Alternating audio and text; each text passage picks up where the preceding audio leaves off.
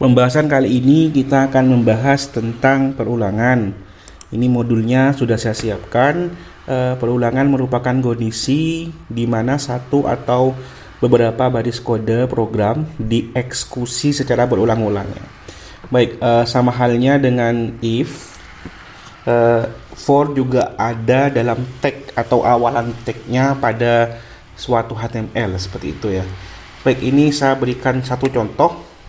Mengurutkan nilai dari 1 sampai 10. Tentunya biasanya itu disebut dengan apa ya, for range gitu ya. Baik, caranya mudah sekali. Jadi contohnya ini sudah saya siapkan. Contohnya di sini kita pakai span, menggunakan span ya. Span. Jadi seperti dijelaskan sebelumnya bahwa ada dalam tag ya. Jadi v4 sama dengan contohnya n, ini sudah ada modulnya. Jadi v4 n, nilai n, in n ini nilainya secara default itu adalah 1 gitu ya. Oke, kemudian kita jalankan n nya seperti ini, maka hasilnya akan seperti ini, akan muncul 1 sampai 10. Ini contohnya ya. Jadi kalau kita mau nambah sampai 20, ini tinggal diubah sampai 20. Oke. Ini kenapa kok bisa merah? Karena ini span itu sudah dalam kodenya span itu sudah di CSS-kan seperti ini. Oke, ini sudah pada pertemuan sebelumnya. Baik, selanjutnya ini sudah saya siapkan data array atau JSON ya. Ini array satu dimensi, kemudian array multidimensi atau JSON yang itu nilainya ada nama, kemudian ada umur, ini key-nya, ini value-nya ya. Kemudian setelah itu kita akan memanggil semuanya ini. Di contoh kita buatkan menggunakan li. Jadi kita menggunakan li ul.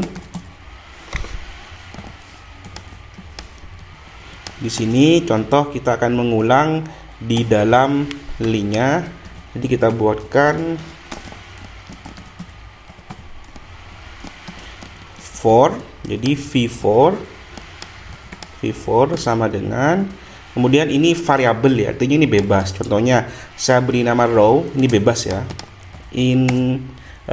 Kemudian namanya ini adalah contohnya jurusan ya. Jurusan, maka kita ketikkan jurusan. Kemudian kalau kita jalankan di sini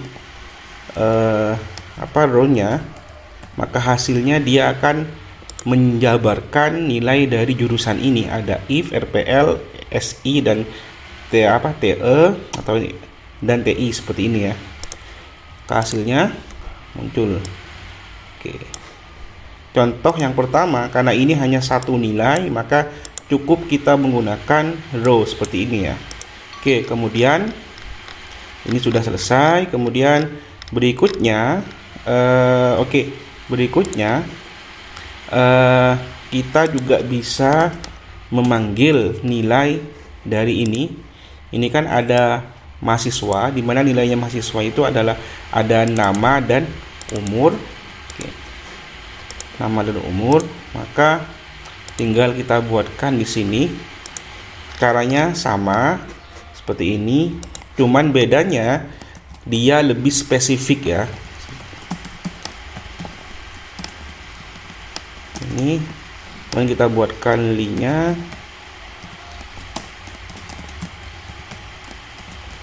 Di dalamnya li for, anggap kita kasih nama row juga, row in mahasiswa. Jadi nama mahasiswa ini diambil dari nilai ini ya, nilai variabelnya. Oke, kemudian kalau ini lebih spesifik karena ada dua key, jadi kita panggil key-nya itu row titik, kemudian namanya adalah nama. Kemudian kalau manggil yang satunya row, row, kemudian setelah row kita umur seperti ini. Maka hasilnya kita lihat, maka akan muncul nilainya seperti ini. Jadi Nadifa ini 5 dan umurnya karena memanggil key-nya. Ini perbedaannya jika memanggil lebih dari satu atau multi array ya, multi dimension array. Kemudian kali selesai. Contoh bagaimana kalau seandainya memanggil satu persatu ya. Maka kalau memanggil satu persatu cukup kita menggunakan jurusan 0, jurusan 1. Artinya kalau sistem array itu dimulai dari 0, 1, 2, 3, 4, 5 dan seterusnya seperti itu ya. Kemudian ini sudah selesai. Baik, di sini kan sudah ada dimulai dari 0. Contohnya kita inginnya menampilkan fungsi dari indeksnya, indeks ke berapa gitu ya. Maka tinggal kita tambahkan. Oke, yang di sini saya akan coba menggunakan div.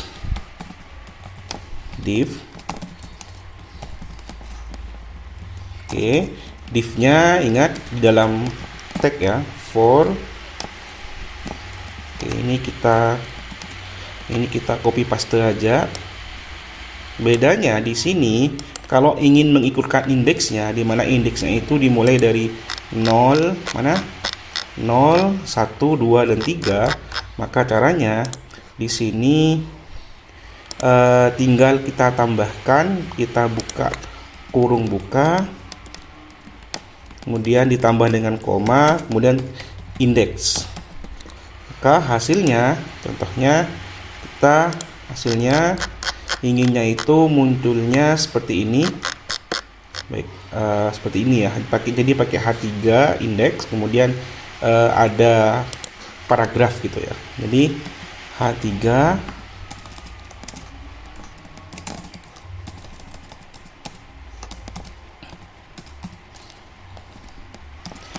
di sini tinggal kita tambahkan, contohnya kita memanggil indeksnya tinggal kita tambahkan indeksnya, indeks, lengkap. Kemudian sama halnya dengan di atas, tinggal tambah row, titik, nama ketika mau manggil namanya, kemudian di bawahnya kita panggil p-nya pakai paragraf. Sini tinggal kita panggil row, titik, kemudian umur. Maka hasilnya kita lihat kayak gini ya hasilnya. Oke, kalau kita inspected, kita coba inspected dulu. Di sini div-nya itu akan diulang secara terus-menerus ya, gitu ya. Karena yang diulang adalah div-nya. Agar div-nya tidak ikut, agar lebih ringan tampilannya, maka tinggal kita ubah ini tidak menggunakan div ya, tapi menggunakan template. Biasanya kalau dalam sistem Vue itu banyak menggunakan kata template nanti ya untuk TLI-nya. Maka lihat hasilnya, maka dia akan langsung menuju pada H1, H3, P dan langsung ya seperti ini ya. Baik. Kemudian bagaimana kalau seandainya kita mau buat sebuah tabel ya, agar lebih rapi, dan tabelnya itu dimulai dari angka 1, 2, 3 urut, ada nomornya seperti itu. Maka sangat mudah sekali. Baik, ini saya hapus saja. Caranya, ini hapus semuanya ya. Caranya sangat mudah sekali. Oke. Atau tidak usah dihapus, kita letakkan di bagian bawahnya. Jadi kita buatkan tabel dalam HTML.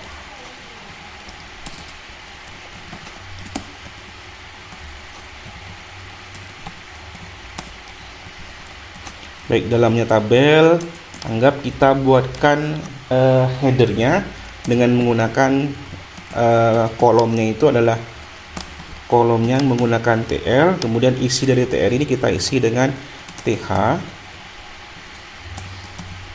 ya. Kemudian ini contohnya adalah nomor, th kedua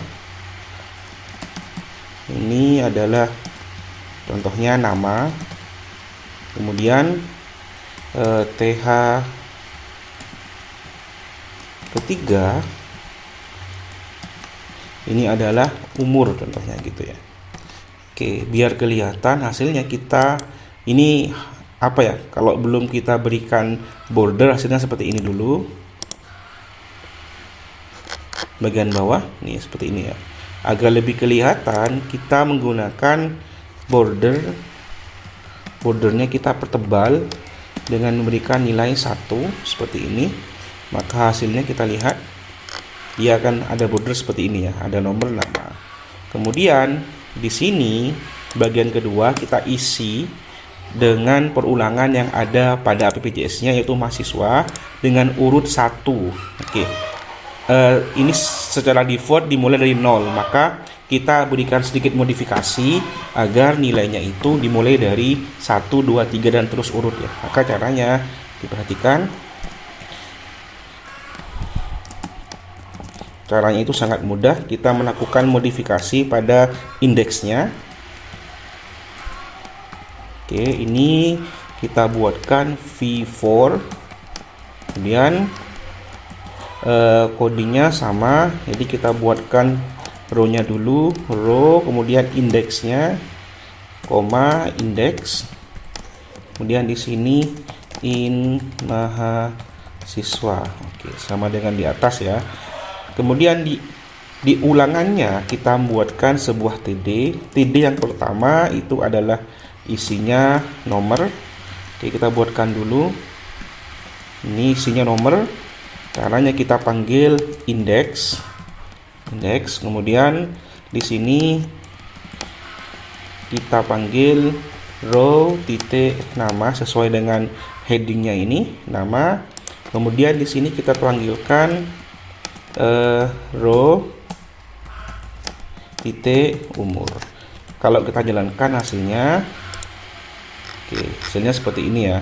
Tapi ini dimulai dari angka 0. Gimana caranya agar angka 1? Maka kita modifikasi bagian indeksnya dengan cara menambahkan plus 1, maka sistem akan otomatis dimulai dari nilai 1. Jadi ini akan urut. Jadi kalau datanya sebanyak 100, maka dia akan urut 1 sampai 100. Sebenarnya ini adalah dasarnya. Nanti kita akan banyak mengelola data dari JSON atau dari REST API. Kemudian kita ubah atau ulangkan dengan menggunakan sistem seperti ini, menggunakan V4 untuk munculkan nilai urut 1 sampai seterusnya, maka tinggal kita tambahkan nilai plus 1. Mungkin itu ya pembahasan tentang V4 ya. Oke, sekian dari saya dulu.